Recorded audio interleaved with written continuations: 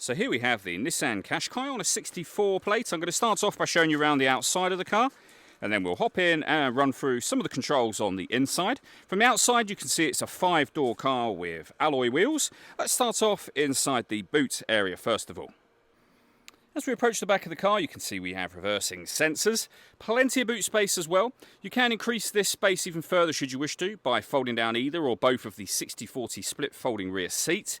And then you have these two tray sections which lift and remove to give you even more space again. Okay, so we're just going to work our way back around to the front of the car, and then we'll hop in and run through a few of the controls on the inside of it from there. Just briefly before we climb in, I think it's well worth seeing the interior from this exterior point of view. There's plenty to run through on the dashboard, so let's hop in and we'll do that now. Okay, now that we're inside the car, we're going to start with the dials. Over on the left-hand side, we have the rev counter and coolant temperature gauge. On the right-hand side, the speedometer and fuel gauge. In the centre, you can see the total miles for the car. They are 55,077. Above that, you can see there's a digital readout for the speedometer. You can change information displayed in that section using buttons on the steering wheel.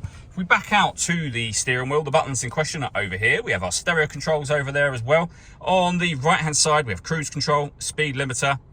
We've also got our phone controls, as you can see. In the centre is where you'll pair the phone, amongst other things. One of those things, as you can see, is satellite navigation.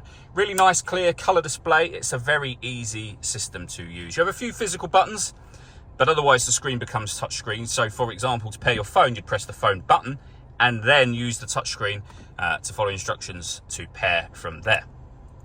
Radio wise, we have DAB, FM and AM radio. If you want to listen to your own music, you can do so via the CD player, or we have auxiliary input and Bluetooth audio as well. So loads of ways to listen to your music in this car. And if I pop the vehicle into reverse, you can then see we've got a 360 parking camera as well. So reversing camera and a bird's eye view image of exactly where the car is parked right now. And it goes a couple of steps beyond that. If you press the camera button, you'll get the front camera and the bird's eye view image, or the front camera and the front near side wheel.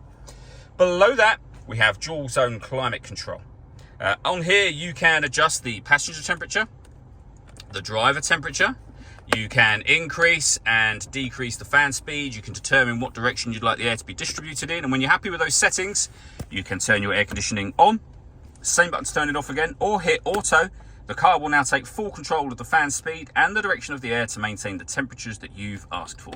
You can override that manually whenever you wish to.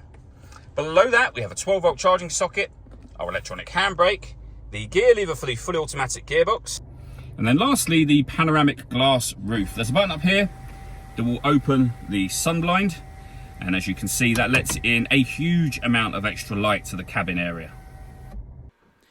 All that leaves me to say is thank you for taking the time to watch this video.